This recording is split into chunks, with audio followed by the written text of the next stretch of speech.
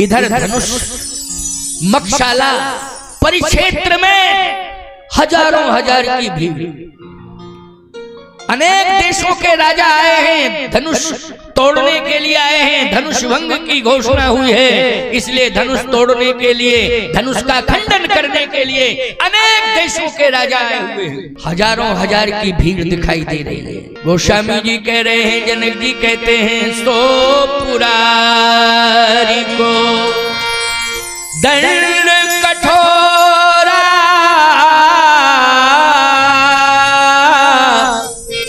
राज समाज आज जुई तोरा, तो त्रिभुवन जय समेत बैदेही, ओ बिनहि विचार बरे हठ तेही। जनक जी ने कहा कि इतनी भीड़ इकट्ठी हो गई है, विलंब मत करो, धनुष को तोड़ो। राजाओं ने कहा कि धनुष को तोड़ना तो है ही है, लेकिन थोड़ा सिस्टम में तोड़ेंगे। जनक जी आप इतने घबराइए नहीं और इतना आवेश के साथ आदेश मत दीजिए। तोड़ना है लेकिन मूड बना के तोड़ना है, ऐसे थोड़ी तोड़ना कि तुमने कह दिया तोड़ो तोड़े। मूड बना के। पहलवान जब अखाड़े में जाता है तो याद रखना, पहले मिट्टी को उठाता है, फिर माथे से लगाता है, क्यों भाई, फिर चक्कर काटता है, तब हाथ मिलाता है। ऐसे थोड़ी कि सीधे कूद गया और का हाथ मिला, ऐसे नहीं, सिस्टम में चलता है वो, है ना। ऐसे ही राजाओं ने कहा कि ये ताकत का प्रयोग करना पड़ेगा, इसमें बहुत बड़ी पहलवानी बहादुरी का परिचय देना पड़ेगा। जनक जी ये साधारण नहीं है धनुष, इसलिए इसमें ताकत की जरूरत है। तो मूड बनने दो, जब मूड बनेगा तभी हम लोग जाएंगे, थोड़ा सा जल्दबाजी मत करो। जनक जी ने कहा ठीक है, तो मूड बना लो। एक राजा का मूड बना और वो राजा खड़ा हुआ। दूसरा राजा कहता है कि देखो भाई, तुम्हें पूरी उम्मीद है, तुम तोड़ सकते हो, बदनामी मत कराना। अगर नहीं तोड़ पाओ तो चुपचाप बैठ जाओ, नहीं तोड़ पाओ तो चुपचाप बैठ जाओ, हमें समर्थन, हमारा समर्थन करो, हम जावे तोड़े। जैसे इलेक्शन में नहीं कहते लोग कि तुम यार खड़े मत हो, अगर पूरी उम्मीद और आशा है कि जीत जाओगे तब तो ठीक है, मेरा माहौल खराब मत करो, नहीं तो अपना समर्थन मुझे दे दो, हम तुम्हारे आदमी हैं, कोई बात नहीं है, हमारा काम होगा तो तुम्हारा हो जाएगा। राजा कहता है कि देखो तोड़ सकते हो तो जाओ, और अगर नहीं तोड़ पाओ तो बदनामी मत कराना। उसने कहा चुप कर, मुझे पूरा विश्वास है कि मैं धनुष को तोड़ दूंगा और चकनाचूर कर दूंगा, चकनाचूर कर दूंगा। जैसे आजकल के लोग नारेबाजी करते नहीं, जो हमसे टकराएगा चूर चूर हो जाएगा, नेताजी संघर्ष करो, हम तुम्हारे साथ हैं, जमानत जब्त, बाद में जमानत जब्त। नेताजी किसी काम के नहीं रहे बेचारे, पैसा भी लुट गया और सब कुछ बर्बाद हो गया इसी चक्कर में। खबरदार, चरित्र का निर्माण करो, तभी तुम्हारे रोम रोम में ताकत आएगी। कोई व्यक्ति के सहयोग से तुम विजयश्री को प्राप्त नहीं होगे, अपने कैरेक्टर से विजयश्री तुम्हें मिलेगी। चरित्र का निर्माण करो। व्यक्ति पर भरोसा करते हो, चरित्र बिगाड़ते चले जा रहे हो। पैसे पर भरोसा करते हो, व्यक्ति पर भरोसा करते हो, चरित्र पर भरोसा करो। चरित्र का निर्माण करो, चरित्र को निर्मल बनाओ, सफलता कदम चूमेगी। याद रखना, ध्यान से सुनना। इसलिए चरित्र बिगाड़ने वालों, तुम्हें अधिकार नहीं है कि तुम भारत माता के सिंहासन पर बैठो। जिसका चरित्र निर्मल होगा उसी को ये अधिकार प्राप्त होगा। प्रिय भक्तों, आज वो राजा जा रहा है। दूसरे राजा ने रोकने की कोशिश की, लेकिन उसने डांट दिया, चुप करो। लेकिन जैसे ही राजा पहुंचा धनुष के पास, और धनुष के पास पहुंचा, तो याद रखना धनुष में पावर है। कैसा पावर है? डगई न शंभु सरासन कैसे, कामी बचन सती मन जैसे। बोलो सती में पावर होता है, कामी में पावर होता है कि सती में होता है? सती में पावर होता है, कामी की हिम्मत नहीं है कि छू ले सती को। कामी में हिम्मत नहीं है, उसके अंदर ताकत नहीं है, ताकत है सती में। और सती का अर्थ है चरित्र। बोलो सती का अर्थ क्या हुआ? चरित्र। इसलिए डगे न शंभु शरासन कैसे, और कामी बचन सती मन जैसे। एक झटका लगा और कांप गया राजा। कहता ओ इसमें पावर है, करंट है, अगर छू लेते तो मर ही जाता, छू लेते तो मर जाता। कामी पुरुष अगर सती को छू ले तो भस्म हो जाएगा, हार्ट फेल हो जाएगा, या तो हार्ट अटैक हो जाएगा, या याद रखना अपने आप उसके शरीर में आग लग जाएगी। जैसे पति के प्राण निकलते हैं तो सती के शरीर से अपने आप आग निकलने लगती है। बोलो यही सती का अर्थ है कि नहीं? पति के प्राण निकले तो सती के हृदय में अपने आप आग लग जाती है। धनुष को कोई राजा छू नहीं पा रहा है क्योंकि उसमें पावर है, शक्ति है। तो राजा परेशान था। अच्छा जब एक राजा कुछ नहीं बिगाड़ पाया तो दूसरा राजा क्यों गया? क्योंकि जो राजा गया था वो धनुष को नहीं छू पाया क्योंकि उसमें पावर था, करंट था। तो दूसरा राजा जब जा रहा है तो पहला वाला राजा ये सोच रहा है कि हम तो बच गए, लेकिन ये न बचे। राजाओं के मन में एक दूसरे के प्रति ईर्ष्या है। एक राजा कहता है कि हम बच गए तो दूसरा प्रभावित हो जाए, वो न बचे। ऐसे ही क्रमशः 10,000 राजा प्रभावित हो गए। ये नहीं समझ पाए कि जब 10, 20, 25, 50 गए तब कुछ नहीं हो रहा है तो कुछ न कुछ है, लेकिन नहीं, क्रम से सभी गए और फिर इकट्ठे 10,000 मिलके गए। ये और बड़ी मूर्खता है। जब सीता का विवाह होना है तो सीता एक है और 10,000 तोड़ने वाले हैं, और जब फुटकर गए, क्रम से गए, कोई तोड़ नहीं पाए, हिला तक नहीं पाए, तो 10,000 मिलके जा रहे हैं। तो 10,000 मिलके अगर ये भाव लेके जा रहे हैं कि हम इकट्ठे 10,000 तोड़ेंगे, तो जनक की बेटी सीता एक है, विवाह किसके साथ होगा? इसका मतलब है कि विवाह किसके साथ होगा? तो राजाओं से पूछा जाए कि 10,000 तोड़ोगे तो विवाह किसके साथ करोगे? तोड़ने वाले 10,000 और विवाह एक सीता का। तो उन राजाओं ने कहा कि हम लोग जब तोड़ देंगे तो जनक जी से कहेंगे कि देखो धनुष टूट गया कि नहीं टूट गया। जनक जी कहेंगे नहीं टूट गया। तो अब सीता का विवाह करोगे? जनक जी कहेंगे निश्चित रूप से सीता का विवाह करूंगा। तो उन राजाओं ने कहा कि हम लोग 10,000 कहेंगे, चलो मैदान में चले, पहले आपस में लड़े, अपनी अपनी तलवारें निकालो, जब एक दूसरे को सब मारो, बाद में जो एक जिंदा बच जाएगा उसी के साथ सीता का विवाह हो जाएगा। सोचो जरा, यही अगर दुर्बुद्धि गांव के अंदर बनी रहेगी तो याद रखना गांव का अस्तित्व मिट जाएगा। इसलिए आपस में लड़ना नहीं है, झगड़ना नहीं है, और अपने विवेक को, अपनी बुद्धि को भगवान के चरणों में लगा देना है, प्रभु राम के, और अपने मन को श्री जानकी जी के चरणों से जोड़ देना है। तो याद रखना सीताराम दोनों मिल जाएंगे और तुम्हारा गांव जनकपुर धाम बन जाएगा। क्या बन जाएगा? मिथिला, जनकपुर धाम। इसलिए इन मूर्ख राजाओं के चरित्र से आज तुम्हें एक सबक मिल रहा है कि कभी भी हमें अहंकार को आगे नहीं लाना चाहिए। अहंकार के कारण ही जीव का पतन होता है। तो आज अहंकारी राजा चुपचाप बैठ गए। जनक जी ने कहा कि आप लोग बैठ क्यों गए, अपने अपने घर जाओ। राजाओं ने कहा कि घर तो नहीं जाएंगे। क्यों? कहा कि धनुष रखा है और अभी कोई रह गया है कि जो धनुष के पास नहीं गया। तो कौन रह गया है? कहा एक रह गया कि दो रह गए कि नहीं बहुत रह गए।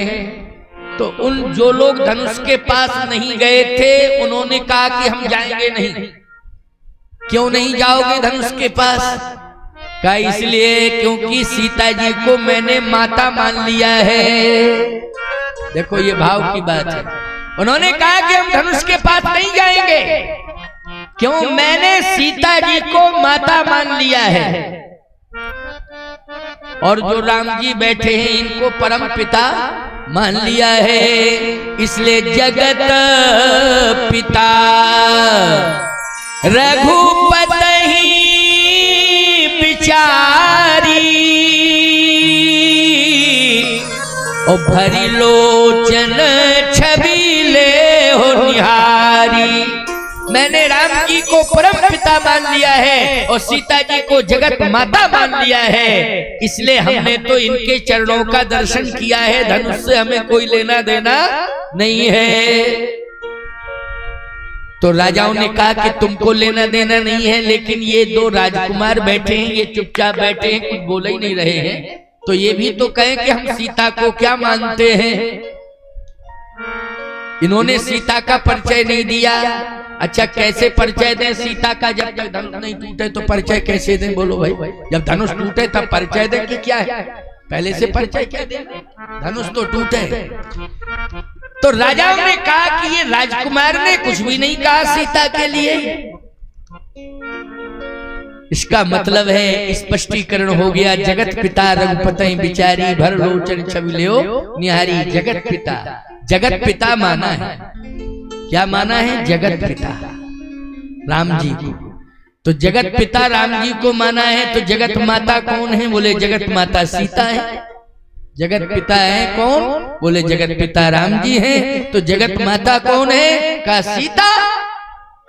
तो अर्थ अपने आप निकल आता है कि नहीं? बोलो भाई, जगत पिता जब वो कह रहे हैं कि राम जी को मान रहे हैं और जगत माता सीता जी को मान रहे हैं, तो अर्थ निकल आया कि नहीं कि सीता राम की जोड़ी है, इसलिए धनुष टूटेगा तो राम के हाथ से ही टूटेगा। तो राजाओं ने कहा कि अगर टूटेगा राम के हाथ से तो राम की हिम्मत क्यों नहीं है धनुष के पास जाने की? धनुष के पास जाना चाहिए राम को, लेकिन राम क्यों नहीं जा रहे हैं? तो याद रखना, गुरुदेव का अनुशासन है। जब तक गुरुदेव आज्ञा नहीं देंगे तब तक राम जी एक कदम भी आगे नहीं बढ़ाएंगे, इसलिए गुरुदेव की आज्ञा की प्रतीक्षा है। अब गुरुदेव की आज्ञा क्यों नहीं हो रही है? गुरुदेव की आज्ञा इसलिए नहीं हो रही है क्योंकि रावण आ रहा है, रास्ते में है, रास्ते में है। तो गुरुदेव इंतजार कर रहे हैं कि ये आवे और ये चला जावे, तब हम राम से कहें कि जाओ। अच्छा, राम जी पहुंच जाते और रावण धनुष के पास पहुंच जाता और राम जी धनुष के पास पहुंच जाते, क्या कंडीशन होती? सोचो जरा, विचार करो। इसलिए गुरुदेव इंतजार कर रहे हैं। मैं कहता हूं कि जो भी बाधाएं आती हैं, गुरु जानता है कि कौन सी बाधा आने वाली है, इसलिए शिष्य को यदि बचाता है तो गुरु ही बचाता है। इसलिए जीवन में गुरु होना बहुत आवश्यक है। और याद रखना, ये हाड़ मांस का शरीर है, शायद गुरु के शरीर में गुण और दोष आ जाएं, लेकिन मंत्र में कोई दोष नहीं आता है, मंत्र में गुण ही गुण होता है। बोलो, मंत्र में क्या होता है? गुण ही गुण होता है। शरीर में तो दोष आ सकता है, लेकिन मंत्र में कोई दोष आ सकता है? बताओ जरा। इसलिए गुरुदेव ने जो मंत्र दिया है उस मंत्र की महिमा है, इसलिए उस मंत्र पर भरोसा करना चाहिए। बोलो, करना चाहिए कि नहीं? उसी मंत्र पर भरोसा करना चाहिए। जैसे स्टेशन मास्टर अयोध्या नहीं गया, लेकिन तुम स्टेशन पहुंचे और कहा स्टेशन मास्टर साहब मुझे जो है टिकट दे दो, अयोध्या जाना है। तो स्टेशन मास्टर कहेगा हम तुम्हें टिकट देते हैं। टिकट बाबू से कहा टिकट दे दो इनको। अब आपने कहा कि तुम टिकट तो दे रहे हो, लेकिन तुम अयोध्या गए कि नहीं गए? तो वो यही कहेगा हम जाएं चाहे ना जाएं, गए चाहे ना गए, लेकिन मेरा टिकट तुम्हें अयोध्या पहुंचा देगा। अब तुम्हें विश्वास नहीं है तो मत लो, और विश्वास है तो ले लो। विश्वास करो कि ये टिकट हमारे द्वारा दिया हुआ कहां पहुंचाएगा? अयोध्या, क्योंकि अयोध्या के नाम पर टिकट दे रहा हूं, ये टिकट अयोध्या पहुंचाएगा। तो रेल में बैठ जाओगे और टिकट में अयोध्या लिखा होगा तो कोई टीटी वगैरह तुम्हें परेशान नहीं करेगा, सुरक्षित यात्रा होगी और अयोध्या भी पहुंच जाओगे, प्रभु का दर्शन मिल जाएगा। तो सीधी सी बात यह है कि ये मत पूछा करो कि गुरुजी तुमने भगवान को देखा है कि हम को भगवान दिखाओगे, तुम वैकुंठ कभी गए हो कि हम ही को वैकुंठ भेजोगे। तो सीधी सी बात यह है कि गुरु का मंत्र ये कहेगा कि नहीं नहीं बात मत करो, ये तो देने वाले हैं, भेजने वाले हम हैं, पहुंचाने वाले हम हैं, परमात्मा से मिलाने वाले हम हैं, इसलिए मंत्र की महिमा होती है। तो गुरुदेव जानते हैं कि क्या अनिष्ट होने वाला है, उससे बचाने का काम गुरु का है। रावण आ रहा था, साथ में बाणासुर को लेके आ रहा था और धनुष तोड़ने का इरादा लेकर के ही रावण आ रहा था। और थोड़ा सा ही विचार मंथन चल रहा था, चिंतन चल रहा था, इतने में रावण आ गया, अहंकारी रावण, और गरजने लगा धनुष की छोड़ो। जितने लोग यहां बैठे हैं सबको धूल धूषित कर दूंगा। ये धनुष का तो पता ही नहीं चलेगा, लेकिन जितने इस समाज में सभा में बैठे हैं सबको धूल धूषित कर दूंगा, मिट्टी में मिला दूंगा। अच्छा एक बात बताओ, रावण की गर्जना का महत्व है, बोलो है कि नहीं, है कि नहीं?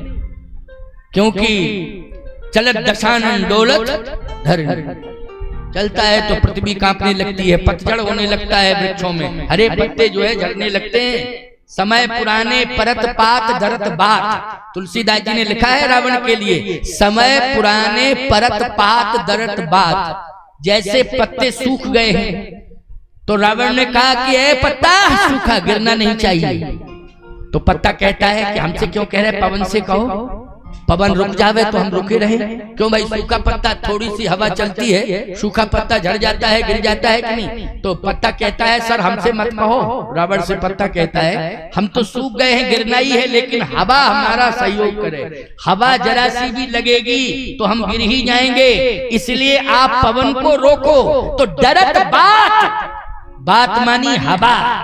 रावण ने पवन से भी कह दिया खबरदार, अगर मेरी वाटिका से निकलोगे तो हरा पत्ता नहीं, सूखा पत्ता भी नहीं गिरना चाहिए, नहीं तो तेरी खैर नहीं। तो डरत बात यानी पवन देवता डरते हैं। किससे डरते हैं? रावण से डरते हैं। ये है रावण का प्रभाव। इसलिए रावण ने कहा कि ये धनुष, इसका तो पता ही नहीं चलेगा, चकनाचूर कर दूंगा मैं।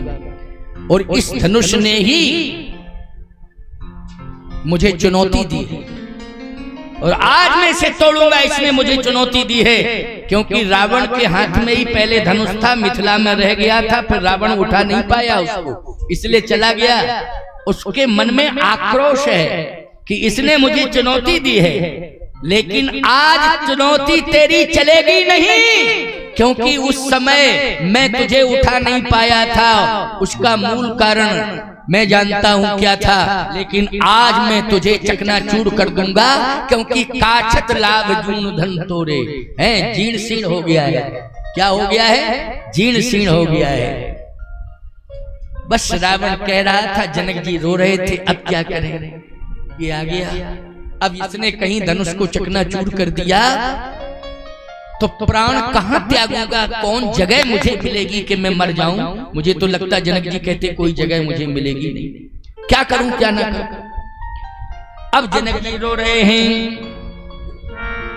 जब जनक जी रोए तो याद रखना, जनक जी ने, क्योंकि शिव जी का धनुष है तो भगवान शिव से प्रार्थना, बोलो किससे प्रार्थना की? जब शिव जी का धनुष है और रावण तोड़ने के लिए आया है, वो कहता है कि हम बचने नहीं देंगे, निश्चित रूप से चकनाचूर कर देंगे, छोड़ नहीं सकते हैं। तो जनक जी के आंसू टप टप गिरने लगे और जनक जी महाराज भगवान शिव से प्रार्थना करने लगे कि अब आपके हाथ में ही लज्जा है, अब आप ही रक्षा करो। आस तोस तुम अवधर दानी, आरती हरो दीन जन जानी।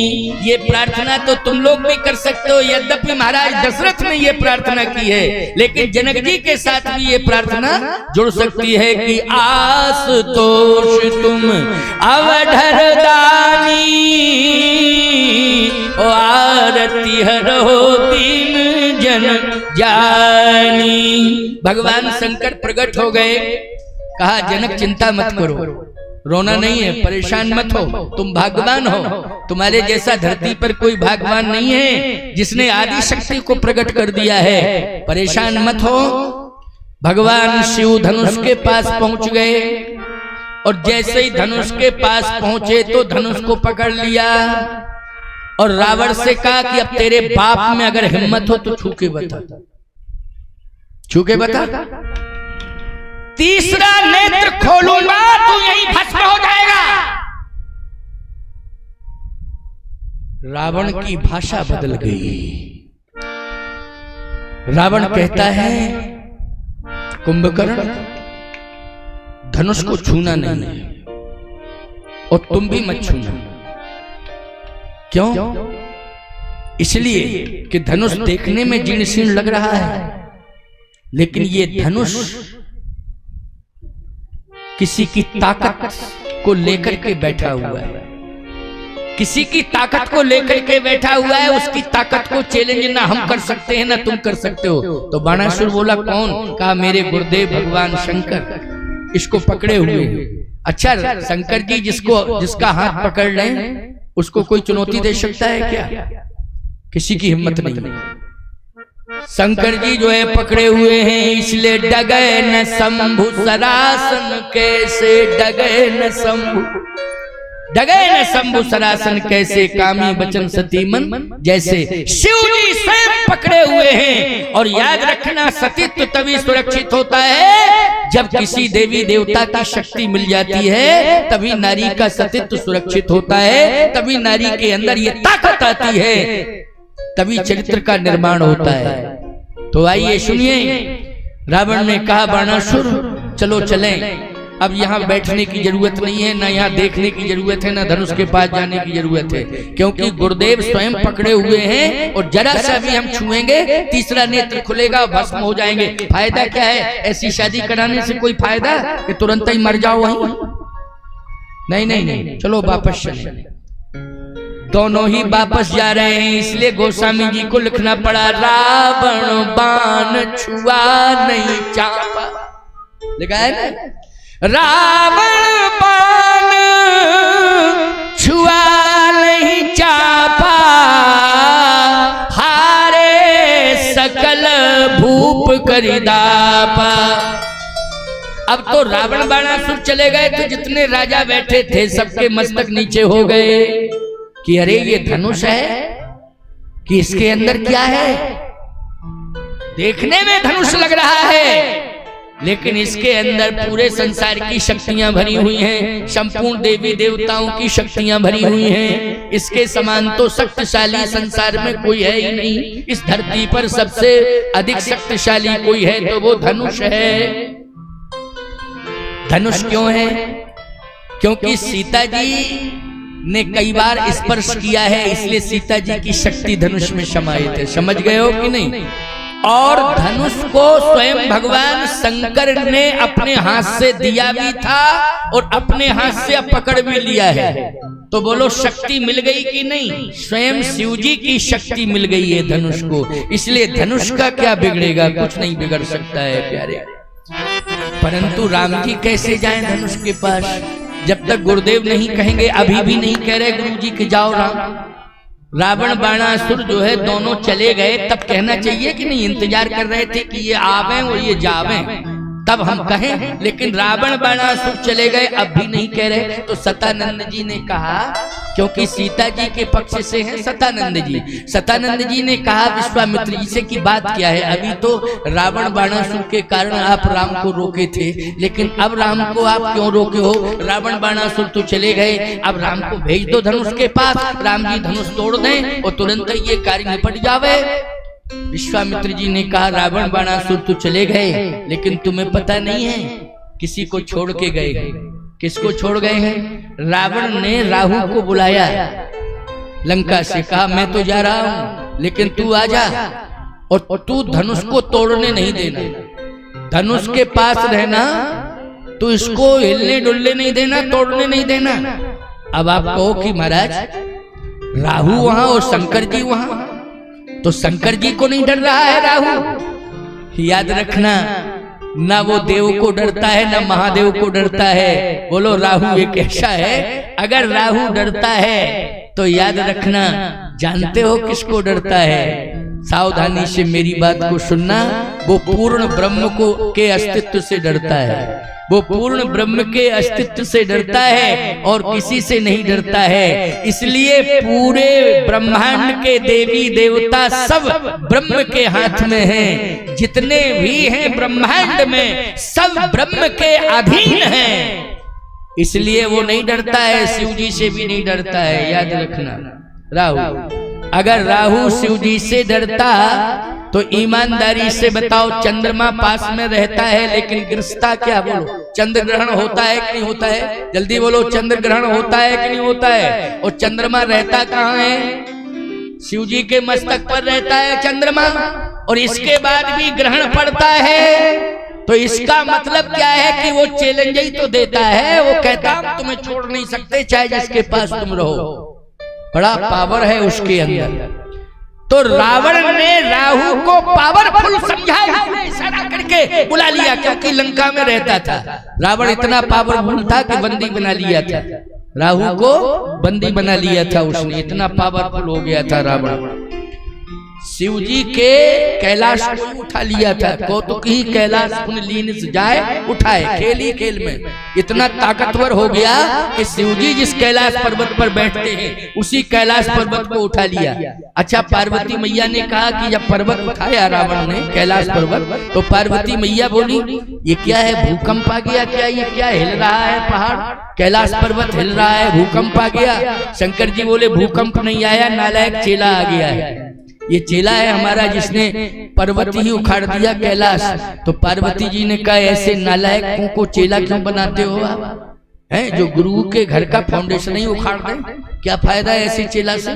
ऐसे चेलों को मत बनाया करो। शंकर जी ने कहा क्या बतावे, ऐसे वैसे वरदान नहीं पाया वो, उसने तपस्या की है और तप से मैं प्रभावित हो गया, इसलिए मैंने वरदान दे दिया, लेकिन अब ये दुरुपयोग कर रहा है, इसने जो है मेरे कैलाश पर्वत को उखाड़ा है। अब हम ही जाकर के इसके पूरी लंका को, सोने की लंका को खाक करेंगे और पूरे वंश का नाश करेंगे। इसलिए विचारवान श्रोताओं विचार करना। ये अंतिम बात सुन लो, राहु आ गया और राहु जो है धनुष के पास है। आप कहोगे महाराज राहु का नाम तो आया ही नहीं। राहु का नाम आया, नृप भुज बला विधु शिव धनु राहु, गरु कठोर विदित सब काहू। नृप भुज बल विधु शिव धनु राहु, गरु कठोर विदित सब काहू। ये राहु बन गया।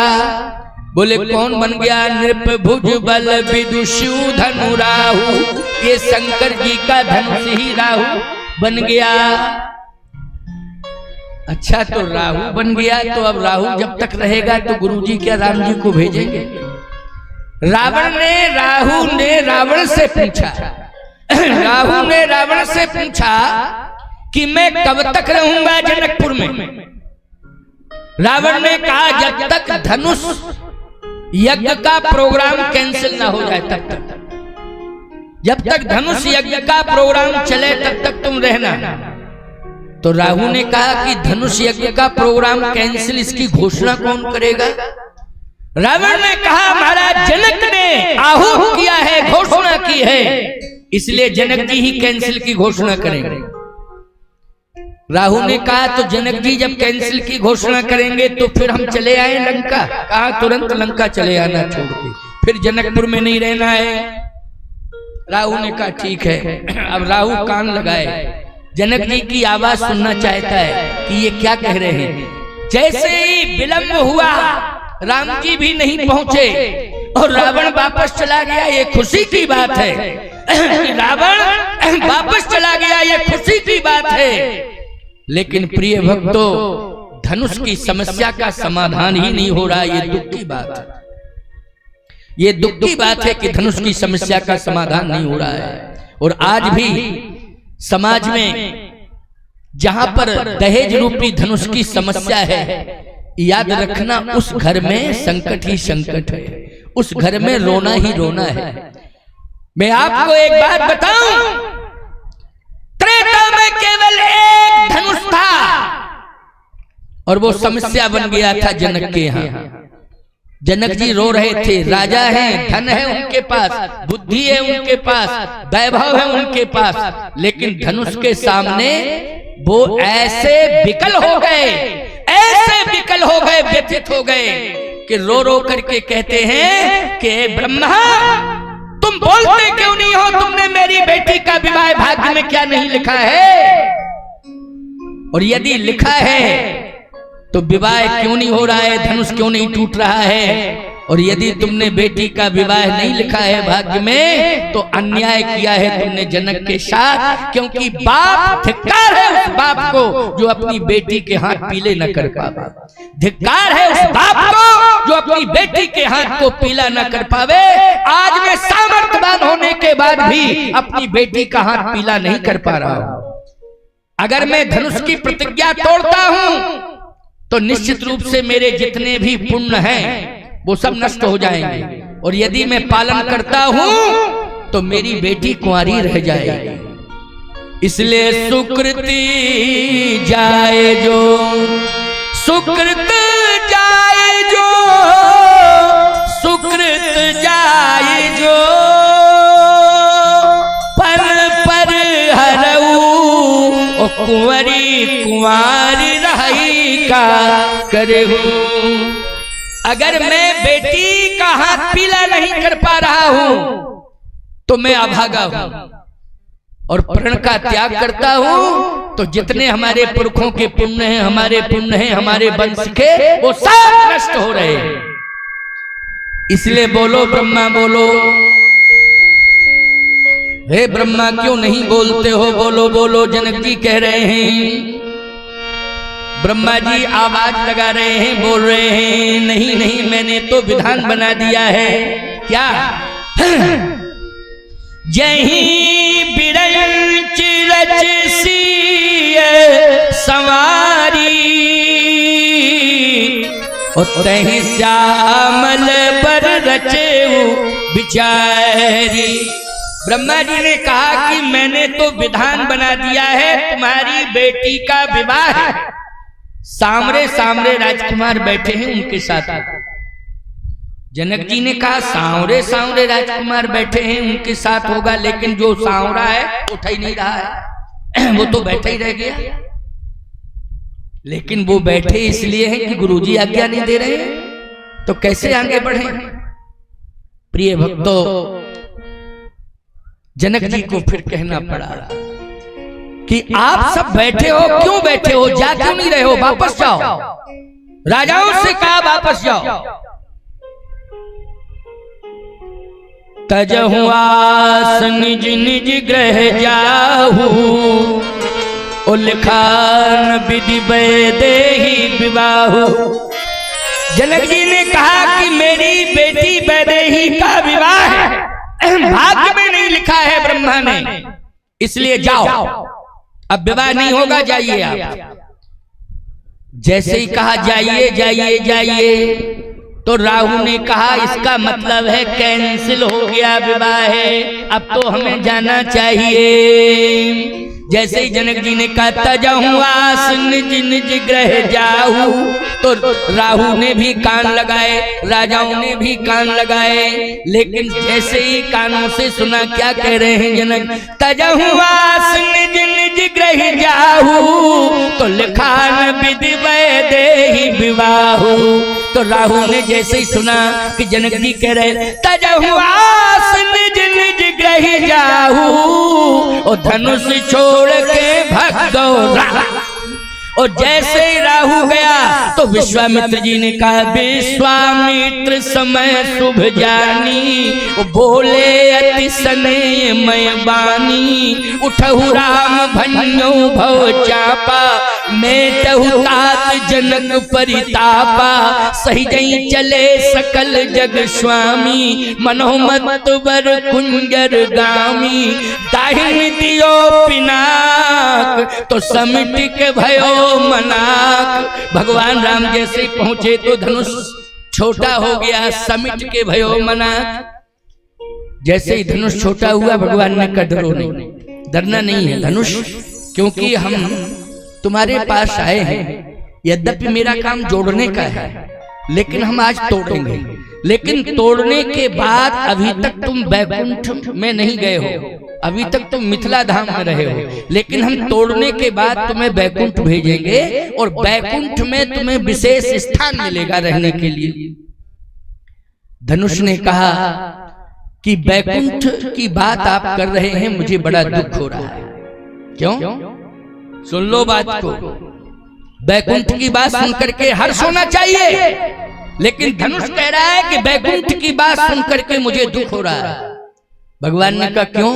धनुष ने कहा इसलिए कि बैकुंठ की महिमा तो तब है जब आप बैकुंठ में हैं, और यदि बैकुंठ को छोड़ करके आप अयोध्या में आ गए तो अयोध्या की महिमा बढ़ गई, और अयोध्या छोड़ के आप मिथिला में आ गए तो मिथिला की महिमा बढ़ गई।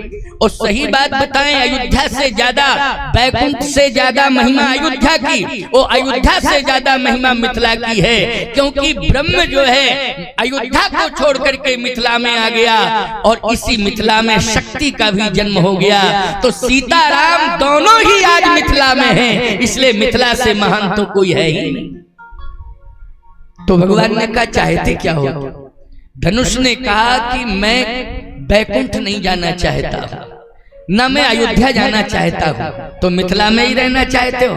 धनुष बोला मिथिला में इस शर्त के साथ रहूंगा कि आप वचन दो कि मिथिला छोड़ करके आप नहीं जाओगे। भगवान ने कहा नहीं, ये वचन नहीं दूंगा, क्योंकि मिथिला छोड़ के हमें जाना पड़ेगा। देखो भाई एक बात बताएं, ससुराल में कम रहो तो सम्मान है, और ज्यादा रहो तो कोई सम्मान अम्मान। क्यों भाई? ससुराल में अगर 2-4 दिन रहो तब तो बहुत ही ज्यादा सम्मान, भगवान से ज्यादा सम्मान होता है, और यदि ज्यादा दिन तुम ससुराल में रह गए तो बहुत बड़ा नुकसान हो जाता है। बुढ़ापा नहीं आएगा और जवानी में ही दांत ऊपर नीचे के चले जाएंगे तुम्हारे। आप कहो महाराज कैसी बात कर रहे हो, काय को चले जाएंगे? क्या हम लड़ाई झगड़ा करेंगे, कोई दांत तोड़ देगा हमारे? क्यों? नहीं नहीं, तोड़ा ताड़ी कोई नहीं करेगा भैया, तुम दामाद हो, कहाँ कोई सम्मान करेगा? अगर कोई अच्छा नहीं करेगा तो बुरा भी नहीं करेगा। क्यों भाई, क्यों करेगा? दांत इसलिए टूट जाएंगे तुम्हारे, दांत नहीं रहेंगे क्योंकि ससुराल में परमानेंट रह रहे हो, और पत्नी रह रही तुम्हारी। अब पत्नी तुम्हारी उस गांव की बेटी है, अभी माँ बाप जिंदा है, पड़ोस में भाई जिंदा है उसके, पूरा गांव की वो बेटी है। इसका मतलब है कि उसका बाप चला जाए तो गांव के बुजुर्ग भी बाप ही होते हैं। क्यों भाई, होते हैं कि नहीं होते हैं? अच्छा एक बात बताओ, माँ बाप के सामने, भाइयों के सामने तुम कुछ कह सकते हो? बोलो अपनी पत्नी से।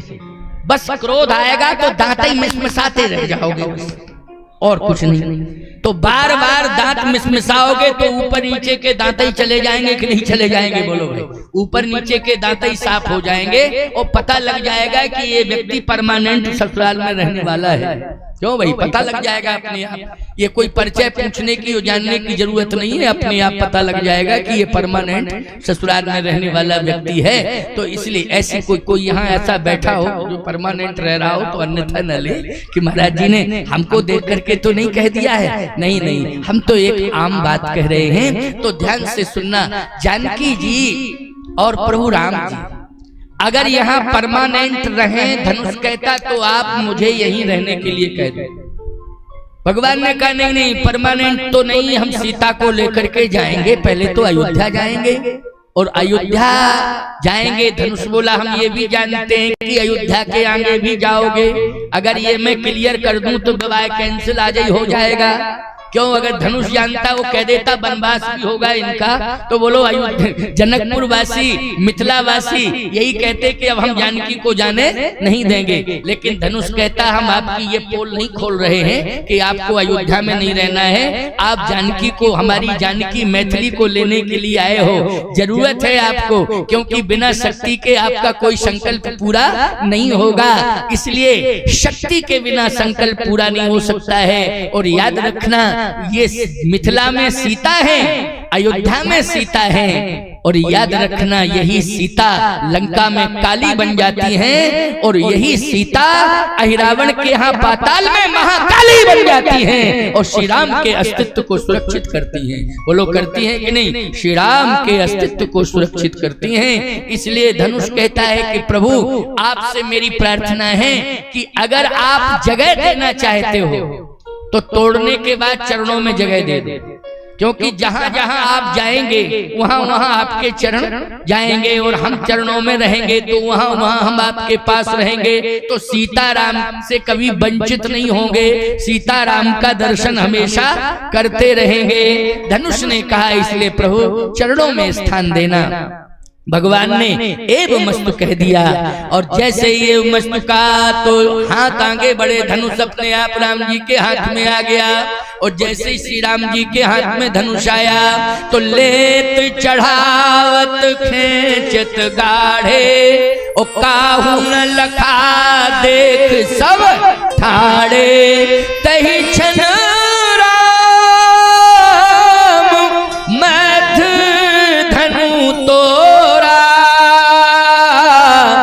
भरे भुवन धुनी घोर कठोरा। जैसे ही भगवान ने प्रभु दो चाप खंड मही डारे, देख लोग सब भय सुखारे। एक भाग दाहिने चरण में और दूसरा भाग धनुष का बाएं चरण में, इसलिए दाहिना चरण राम जी का है और बायां चरण जानकी जी का है। इसलिए एक भाग धनुष का श्री राम जी के चरण में है और दूसरा भाग श्री जानकी जी के चरण में है। इसलिए बोलो धनुष का परम सौभाग्य है कि नहीं। और जैसे ही धनुष टूटा तो उसी समय सतानंद जी ने सीता जी से कहा कि भंडारे का बेटी टाइम हो रहा है, इसलिए जयमाला जल्दी पहना दो, क्योंकि 5 बजने वाले हैं, इसलिए जयमाला जल्दी पहना दो। तो गोस्वामी तुलसीदास जी कह रहे हैं सतानंद तव आय सुदीना, और सीता गमन राम पहिकीना। किशोरी जी के हाथ में एक सखी ने जयमाल पकड़ा दी, कहा इसको लो हाथ में। तो सीता जी जो है विजय माल लिए हैं, जयमाल लिए हैं, इसी को विजय माल कहते हैं, इसी को जयमाल कहते हैं, क्योंकि धनुष टूटा है तो ये विजय माल है, और परिणय हुआ है तो ये जयमाल है। क्यों भाई, दोनों है ना, विजय माल और जयमाल। धनुष टूट गया तो विजय माल है, और श्री किशोरी जी का परिणय हुआ माला के माध्यम से तो ये जय माल है। इसलिए किशोरी जी के हाथ में ये दिव्य माला है। सखियां ले जा रही हैं, प्रभु राम खड़े हैं, राम जी के बगल में लखन लाल जी खड़े हैं। सखी पीछे से कहती है संकोच मत करो, सीता राम के गले में जयमाल डाल दो। तो सुनत जुगल कर, सुनत जुगल कर माल उठाई, और जैसे ही माला उठाई तो सुनत जुगल कर माल उठाई, लेकिन प्रेम विवश पहिराई न जाई। अब सीता जी माला नहीं पहना पा रही हैं, क्यों? छोटी छोटी भैया हैं, राम जी 15 साल के हैं, इसलिए सीता जी 6 वर्ष की, राम जी 15 साल के, 9 साल का अंतर है। इसलिए कोशिश तो की लेकिन जयमाल नहीं पहना पाई। एक सखी पीछे से कहती है कि रामलला जी थोड़ा सा झुक जाओ, हमारी किशोरी जी आपको माला पहना दें, बस थोड़ा सा झुक जाओ, क्योंकि माला पहनने वाले को थोड़ा रिस्पॉन्स देना चाहिए, और आप रिस्पॉन्स बिल्कुल नहीं दे रहे हैं, आपको सोचना चाहिए। अब लक्ष्मण जी को बहुत बुरा लग गया। लक्ष्मण जी बोले फालतू की बात क्यों करती हो, क्यों झोंके? धनुष तोड़ा, 10,000 राजा हिला नहीं पाए, और छूते ही धनुष को तोड़ दिया, छूते ही छुअते ही टूट पिनाक पुराना।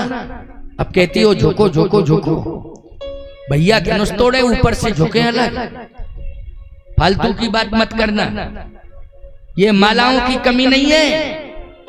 अच्छा एक बात बताओ, अगर तुम्हारे बेटे में काबिलियत है तो हजारों फिरेंगे शादी करने के लिए कि नहीं अपनी बेटी का चक्कर लगाते फिरेंगे हैं?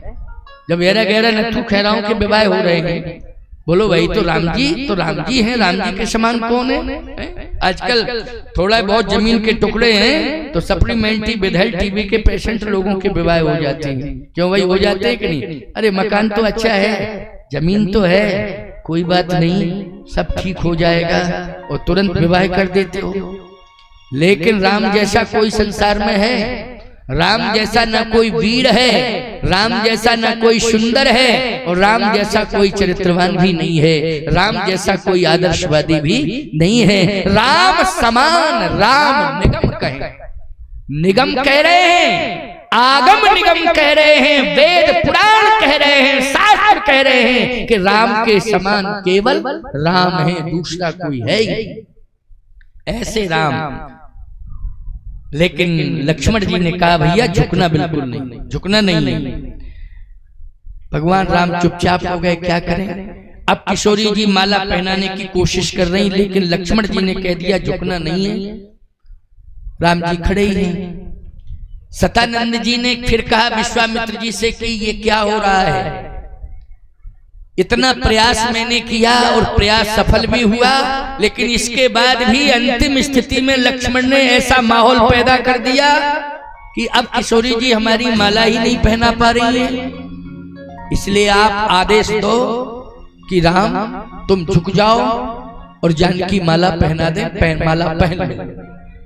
विश्वामित्र जी ने कहा नहीं नहीं, क्योंकि लक्ष्मण ने कुछ कहा है, तो लक्ष्मण ने कुछ कहा है तो हम इस पर विचार करेंगे और मौका पा करके लक्ष्मण के विचारों में ही परिवर्तन करेंगे। राम से कहने की जरूरत नहीं है, जो कहूंगा तो लक्ष्मण से ही कहूंगा, राम से क्या कहना? राम तो सब कुछ जानता है, राम मेरे मन की बात जानता है, राम जैसा कोई सामर्थ्यवान भी नहीं है। राम को क्या बताएं, राम को क्या समझाएं? समझाना तो लक्ष्मण को। इधर आओ लक्ष्मण।